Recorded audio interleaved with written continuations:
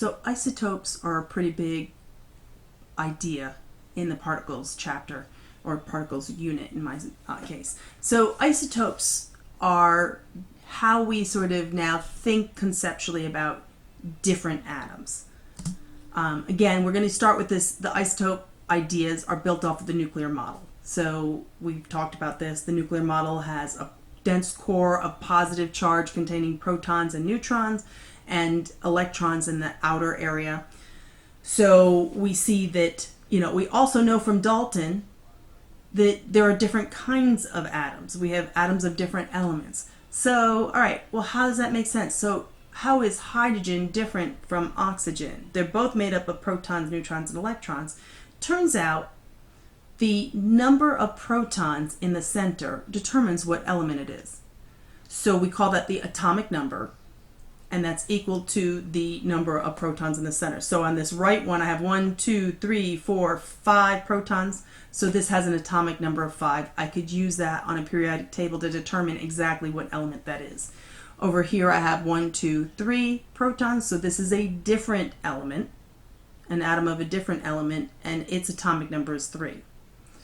Also, turns out positive protons and negative electrons have the same charge but different sign. Ones are positive, ones are negative.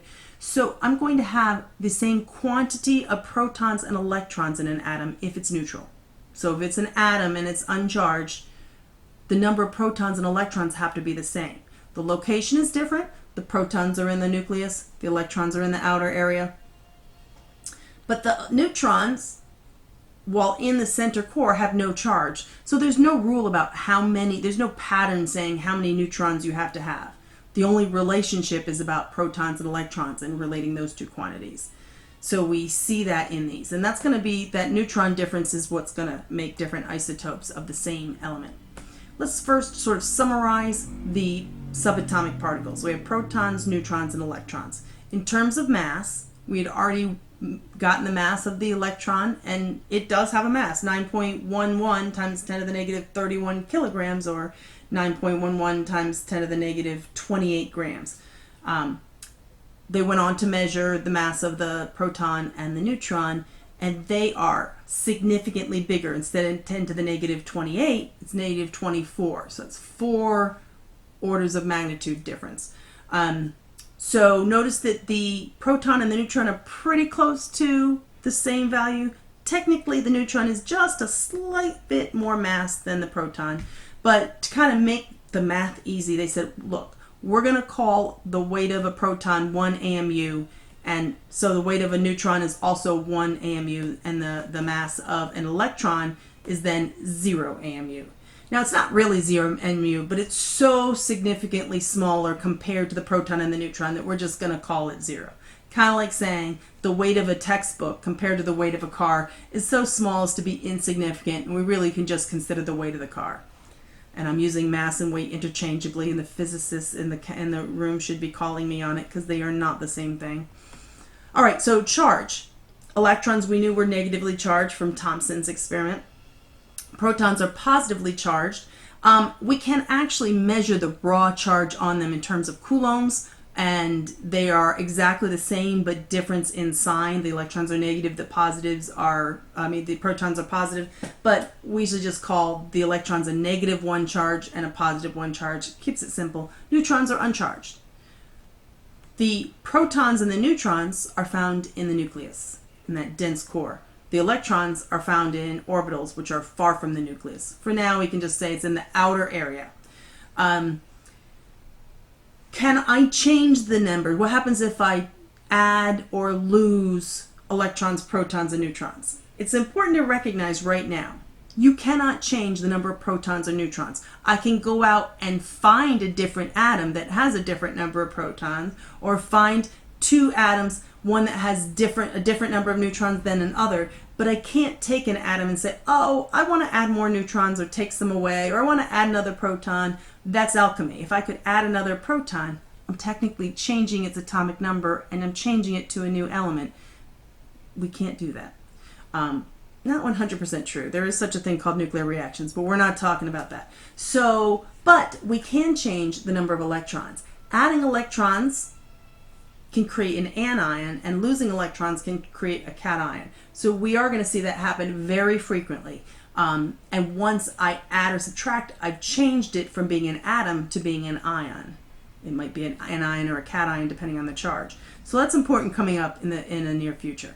But for now, we have these different properties. All right, at this point, we want to kind of think about these atoms with these different ones. But I do want to kind of remind you, don't get too excited about memorizing all this nuclear model stuff, because we're going to revise this model in the future. We stop at nuclear model and we're going to do isotope symbols, or nuclear symbols as the textbook tends to call it, and get very familiar with them until we really get a good sense of what's in an atom and the different kinds of atoms and the different kinds of isotopes. And then we're going to start bringing in some new experimental evidence with Bohr and de Broglie and Schrodinger and Einstein, and we're going to revise this 2 more times. So we want to get very familiar with this so far. We have our elements in our periodic table. Again, now that we know that the atomic number is the core of what makes a different element, an atom of one element versus an atom of another element, we want to kind of at least introduce this periodic table. There's 118 discovered elements at this point, probably not changing for a while. And the periodic table lists them all. Each gets their own little box. Each box is listed by its atomic number. We talked a little bit about chemical symbols and chemical formulas. So each element is given a chemical name, calcium, and a chemical symbol, Ca. So I do want you learning some of those. In this case, these are the lists that I want you to memorize. When I say memorize, you do not need to memorize the atomic number. I do want you to know, if I say oxygen, you know the chemical symbol. If I say Pb, you know what chemical name that is. So I need you to be going back and forth between symbol and name. I did list this in terms of atomic number because it kind of helps you find it a little bit easier. Notice it's pretty much elements 1 through 38. There's a couple skipped in there, and then I have a couple other ones here, like once I get past. So 36 would be krypton as the end of a period. So get those first 3 rows, or is it 4 rows? I think it's the first 3 rows of the periodic table, and then these additional elements. So start working on them, just on your time, make some flashcards and work on memorizing those so that you get very familiar. That's going to help you a lot. Okay, back to talking about these isotopes. Again, we talked about what makes 2 atoms different and what makes 2 atoms of different elements different, and it's the atomic number. So here I have 3 protons. That turns out to be an atomic number of 3 is lithium. This is 5. This is a boron atom. Additionally, I can say something about the mass number of this. Remember, we said the electrons have 0 mass and the protons and neutrons have a mass of 1 AMU. So if I count the stuff in the middle, the protons and the neutrons, that's going to tell me the mass. So in this case, I have 1, 2, 3 from the protons and 1, 2, 3, 4 from the neutrons for a total of 7 AMUs. So this is a lithium atom with a mass of 7, a mass number of 7. Over here, I have 5 protons, and it's a little hard to tell, but I have 4 blue neutrons behind them, so 5 plus 4 is 9. So this is a boron atom with a mass number of 9. And that's going to play into making our our isotope symbols. So first, let me say what we mean by isotope. An isotope is officially 2 atoms of the same element with different numbers of neutrons and thus different mass numbers. So on the left, I would say sodium-23 and sodium-22 are isotopes of each other. That's how we sort of say it, the vocabulary. And carbon-12 and carbon-14 are isotopes of each other. But sodium-22 is not an isotope of carbon-12 because they are not the same element. So these 2 are a set of isotopes. These 2 are a set of isotopes. And again, we're going to find these isotopes naturally. You can't change. You can't say, I have a sodium-22 and I want to make it a sodium-23, so I can just add 1 more neutron. It doesn't exist. If you can go out in nature and find a bunch of sodium atoms and say, oh, this one's a 22 and this one's a 23, and we can categorize them and we can observe them, but they occur naturally and we find them if we're ignoring nuclear reactions. Okay, so when we build an isotope symbol, we're going to have 3 things to it. And one of them is optional for me because I'm an expert chemist, but not for you. So first we have the chemical symbol. Second, in the bottom, we have the atomic number. Technically, the atomic number is referred to by the letter Z, not the letter A. I don't know why. It just is. Probably some German name. So Z is the letter that's representing the atomic number. Now remember, the atomic number is what defines what the element is. So technically, this is kind of redundant information, which means Dr. Little gets to drop off and not include the atomic number. You're still a novice. I need you to write it down. So you're going to have to show the atomic number in the lower left. But the number in the upper right has to be shown. This is the mass number. And it won't be the same for different isotopes, because we said that different isotopes have different number of neutrons, and neutrons contribute to the mass. So that's going to be different for different atoms. So I can't, just knowing that it's carbon doesn't tell me the mass number. I need to be given the mass number, and that's going to appear in the upper left corner. So that's the mass number, which is the number of protons and the number of neutrons. And that's going to be equal to one atom's mass in AMU, pretty much. It's a little bit different, but pretty close. So the mass number minus the atomic number is going to get me the number of neutrons. Remember, the mass number is the protons plus the neutrons together. The atomic number is the number of protons.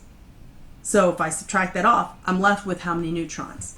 So this is, if we line it up, it does make it very easy. If I want to know how many neutrons in here, I've got this subtraction all lined up. 109 minus 47 is 62. So this is a silver atom with 47 protons and 62 neutrons. And so it has a mass number of 109. Okay, and if I give you an isotope symbol and I say, can you convert it and tell me how many protons, neutrons, and electrons, we're going to start with the atomic number.